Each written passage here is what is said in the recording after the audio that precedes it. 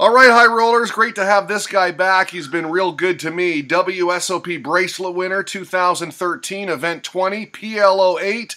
He finished 4th in the same event the following year. He's in the restaurant business, calls himself a part-time poker player, but it's a hell of a part-time job for this guy. Calen Big Wheel McNeil joins us. Welcome back to the show, man. Thanks for being our high roller today. Hey, thanks for having me back, Derek. I listen to your show, so yeah, I appreciate supporting what you do. Well, I thank you for that. First of all, hey, heading into the World Series of Poker this year, I was just wondering, how much poker did you actually play? Because I've been following you on social media, and all of your tweets are about Big Wheel Burger and BigWheelBurger.com. You're a businessman. I know you've been busy. Yeah, we had a bit of a growth spurt there. We opened our second, I've got 4 restaurants in Victoria, but we opened our second Big Wheel Burger last summer, right around the World Series of Poker again. I don't know why I choose the timing of it, but somehow it worked out that way. And then this year we opened our 3rd of the Big Wheel Burger concept restaurant. We're just in the process of opening it. We're going to actually open not next week, but the week after. I was hoping to get it done before the World Series for obvious reasons, but life doesn't always work out. But so we're pretty excited about that. I've been really busy and it's going really well, so it's all good. Well, it must be rewarding, and I see the pictures on social media. I've never been to a Big Wheel Burger, but it sure looks like a fun restaurant to be at. Oh, it's great. We grind our meat fresh every day.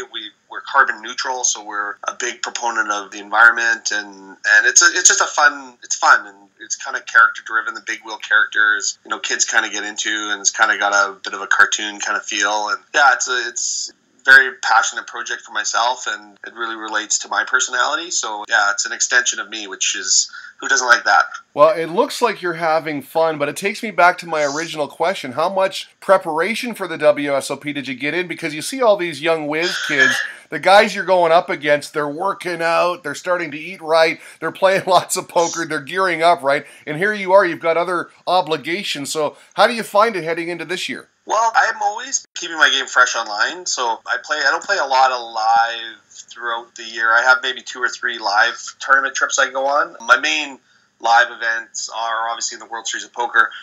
This year, I felt I could have been in better physical shape, so I'll work on that for next year.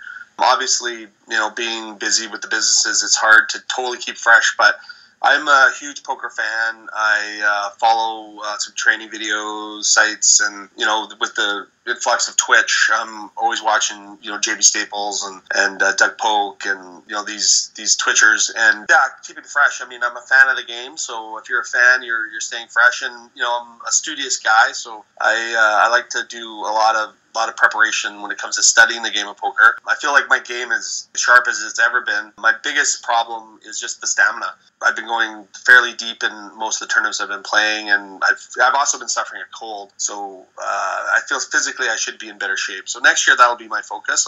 I'll focus on the physical nature of it, because it is a grind for sure. I see you cash the, what do they call it, the Colossus or the PLO Offices. What was that event like? Kind of like the actual Colossus, just a sea of players?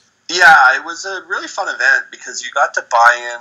I mean, I bought in 3 times, but you could buy in as unlimited reentry. And in PLO, obviously, there's always opportunities to get it in, and you're never really that far behind. So it was a fun tournament to play, and I think they should do more of it. PLO should be, in my opinion, like re-entry, just because you can maybe do a smaller buy-in and make it re-entry, and it's just a fun game to play. So there's a ton of mixed games going on this year, and the schedule is fantastic. So that's really piqued my interest. Well, that's interesting, because that was my very next question, the schedule. I know you like Omaha high-low. There's lots to choose from this year, right? I assume you played the 3-game mix? I didn't. I actually just had to whip home real quick just to deal with some restaurant stuff. It was one of the things. I had booked my trip in January and didn't properly entertain the schedule. That would have been my best possible game I could play, because I'm fairly good at PLO 8. I'm probably one of the best in Omaha 8, and Big O obviously is an extension of the PLO. So I didn't make that one, but I'll be heading back shortly and get back into the PLO 8 that's coming up next week. So I'm hoping to do good things there, and I've been playing well. So I've cashed a couple times. I cashed in another event off the the strip, so in PLO 8. So I'm that's definitely a game I'm good at and look forward to doing good in. And I mean, I also played the 8-game mix, which was super fun in Horse, and I built up stacks in that. Had a really tough table in the 8-game mix with Greg Raymer, Sean Deeb, and Randy O'Hell, Natasha Mercier, and just, some really tough field. But I competed well against them, and it's all about building confidence, right? So, as you play, even if you're not cashing, if you're going deep and you're playing well, confidence builds, and eventually something good will happen. I thought I'd run down your Twitter account for some topics. I couldn't find the tweet, but I saw it in real time. You weighed in on one of the controversies at this year's World Series of Poker, all those marked cards. What is the situation with the cards? Is it the players? Is it the cards? What's going on there? The cards are incredibly bad as far as quality goes. And, I mean, there's a lot of mixed games going on, so the cards are being used both in no limit and mixed games. I mean, in mixed games, obviously, card marking is a little bit more pronounced because there's more cards to mark. I mean, if you're in a high-low game, you can mark the deuces, the threes, the aces, obviously. But the fact of the matter is these cards are so bad that they're all marked. I mean, there's a jack marked, there's a queen marked, there's like a nines are marked. And they're not specifically being marked on purpose. They're just being marked because of the way people are handling the cards, and they're just not a good quality card. I'm confident that the maker of the cards can make quality cards, but for whatever reason, these cards are definitely substandard. Marked cards are bad. Everybody knows that. But if they're all marked, it's really hard to tell what cards are the good cards and what cards are the bad cards. So, and everybody, it's equal. It's applied equally to everybody. So, Matt Glantz made a stand by not playing in a couple 10Ks for that reason. I get why he did that, and I think principally I support, his move. Fundamentally, I just don't think it's as big an issue as it could have been because it's applied equally. Everybody has the opportunity to be looking at these cards, and it's really going to be really hard to tell when half the deck is marked. So basically, I guess your issue is a little frustration because with all the cards being marked, people are asking for new decks. They're constantly bringing over new decks. It's kind of a game flow thing. It's a game flow thing, and when people are asking for new decks, I'm like, guys, all the cards are marked. Just cover the cards with your hands. I mean, sure, there is an opportunity for a card to be sliding across the table and someone to spot it. The probability is so remote. Is it possible? Yes, it is possible. But in my opinion, because so many cards are marked, just suck it up and play the game. Because, we've changed. I was at tables where we changed. One guy was wanting to change the deck every other hand. And it's ridiculous when every card is marked. If there are specifically aces and deuces marked, then, yeah, then somebody's doing it. But you can't play. And then the other frustration for some people is that the floor managers are coming over and basically berating the players for marking cards. Well, it's not the players marking the cards. It's them just holding it, which marks the cards. So, yeah, it's not as big a problem as it is as far as the game flow goes because most people now, after, 10 days or 2 weeks of the World Series, know that the cards are marked. Most tables just live with it, right? But, I mean, I know Matt Glantz has made a big stink about it, and, I think he's right that they need to make a change of marked cards, but as far as the integrity of the game goes, I don't think it's as big an issue when all the cards are marked. Okay, running down your Twitter profile, you say, playing the 1500 8-game WSOP, kind of like waking up on a private beach in the sun. I mean, if you like that sort of thing. I'm wondering, when you play an 8-game mix, how do you stay in the flow of the game when the games are constantly changing? And do you notice the other players' weaknesses? Are they really pronounced in certain games?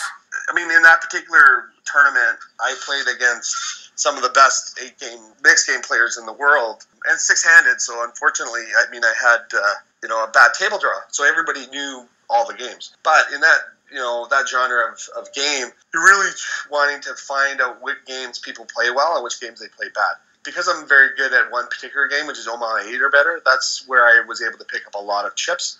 But I'm also good at PLO, and my no-limit game is decent as well. Where I was a little bit weak is in the stud games. I tried not to play as many stud games, or just a lot more focused in the stud games so that they couldn't exploit me.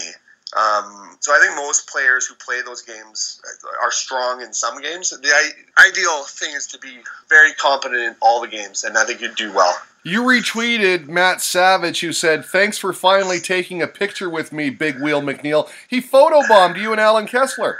Yeah, that was hilarious. I didn't even, when the photo got taken, I didn't even see him back there. And then he literally, after it got posted, he stood up and came over and said, "Calen, why didn't you talk to me? I'm right behind you." So then I saw the photobomb. It was quite funny. You also tweeted, "Could literally listen to Phil Galfond and Nick Schulman read me bedtime stories nightly. Great job, Poker Go." These guys are pretty good. I mean, it's a pretty good production, right? It is. I mean, there's poker commentators and then there's poker playing commentating. You know, like Phil Galfond, I mean, Nick Schulman in particular, and he's gotten a lot of praise for it. He has a great understanding of the game of poker in all variants of the game, but he has a real way of bringing the sort of the technical details of the poker to a more common, sort of idea of thinking, which makes it, I think, a lot more approachable for players that aren't as knowledgeable. If you get into, and Phil Galfond's the same way, like he's super intelligent about the game, but yet can talk about it in a way that the layperson or someone who maybe doesn't have as much experience can learn something. And I think that's what makes it special. And I think the production is good. Do they need to be showing more events? 100%. I mean, every final table should be streamed. You don't need it to be commentated. But they have all the power there. They did it last year. That's the only flaw I see in the whole program, is that they should be, showing every game like they did last year, every final table. You got to love Nick Schulman. The guy is super bright. He's a great poker player and definitely a great commentator when it comes to those Poker Go broadcasts. Okay, you retweeted Bart DeSoma, who is a poker dealer. He was quoted as saying, "Instead of recording a dealer making mistakes and blasting them on social media, why not stop and assist them?" 100%. I mean, I probably had maybe 3 or 4 instances where I actually had to scold a player and tell them to leave the dealer alone, which I guess is probably a lot. But I go out of my way to assist the dealer, especially dealers that are clearly undertrained. And, I mean, I come from the restaurant industry. I mean, the labor market around the world is super tough. Getting quality labor is a tough part. So as poker players, we're lucky that there is dealers there to deal to us, even though a lot of people blame the Rio or the WSOP for the bad dealers. There's far more good dealers than there are bad. And as a player, it's incumbent upon us to assist where we can to keep the game flowing, deal with whoever is dealing with the cards, and berating them. If you say something nasty to a dealer, it rattles them.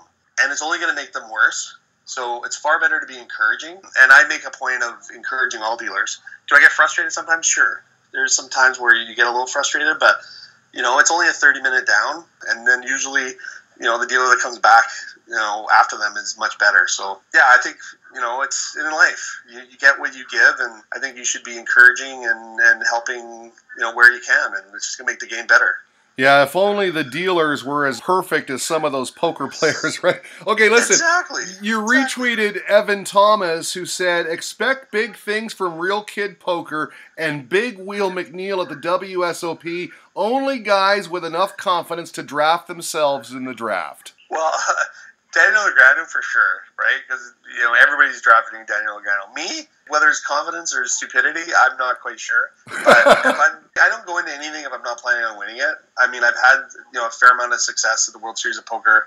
I feel like my game's as good as it's ever been. So, you know what? And I'm playing, I'm not playing as many events this year as I have in the past because of my business commitments, but I'll take myself against the field any day. Do you play the last longers, and do they impact your style of play, or is it just an afterthought? I haven't done last longers in a while. I used to organize a bunch of last longers, and I just got, found it a little bit distracting. But anytime I'm approached to being a last longer, I take it up for sure. And it's, it doesn't bother me. It depends how big the last longer is. I mean, obviously, if you're the last longer is, like the horse, Alan Kessler organized a 1K last longer in the 10K. I mean, that's a fairly big, winner take all. They had 56 entrants, so it's 56,000. It'd enter your mind at some point, especially if the field that is in the prize or in the last longer is busting quickly. Then you start to get a little bit distracted because winning the last longer is basically probably in that tournament like 5th place money or 6th place money.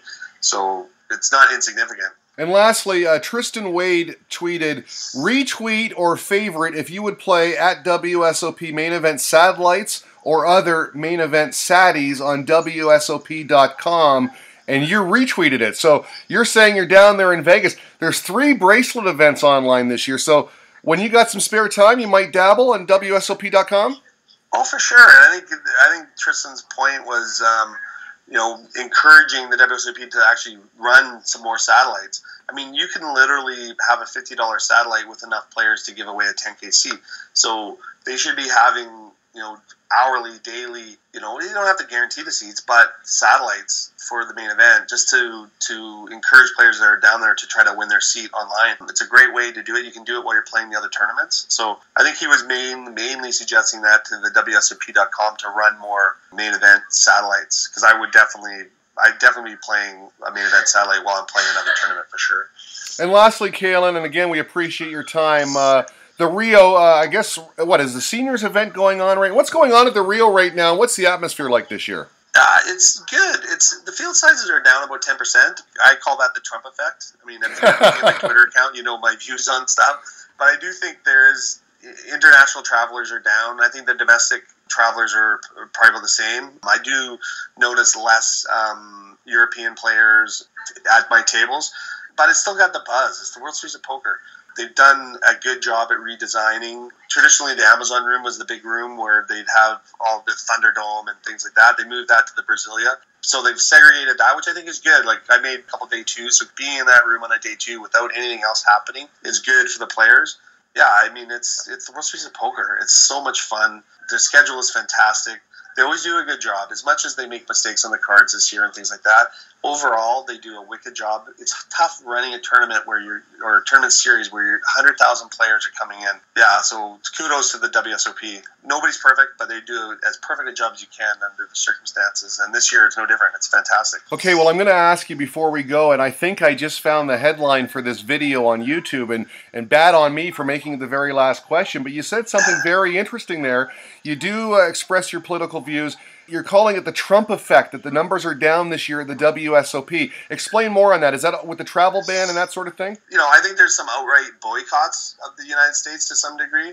And I do think if anybody has any questionable history as far as, entering the country or not entering the country, or minor infractions like criminally or whatever, where they could actually travel but could potentially become under the radar, they won't come. So I definitely think there's only explanation throughout the year at all the other major events, all the attendance is up. So, and this is going back before Donald got elected. So, the economy is booming for the most part. I mean, I know what it is. It's in Canada, and the U.S. economy is going well. So there's no other reason why I think it would be down. I do think it's, international travelers are definitely down. And I know I've heard that stat before. So, whatever, side of the argument you would land on, he's a very controversial figure and has proposed some pretty controversial things that affect global-minded thinking people. So I think that definitely is restricting those people from coming down. I definitely think it is a Trump effect. That's my opinion. Well, some people are calling him the Trump card, and I know you definitely don't want the Trump card in your deck. Calen, Big Wheel McNeil, listen, man, thank you so much. I know you're having fun down there as always. Good luck, and let's hope you get bracelet number 2 this summer. I love it. Thanks, Derek. Appreciate your time and appreciate all that you do. I think what you're doing is good for the game.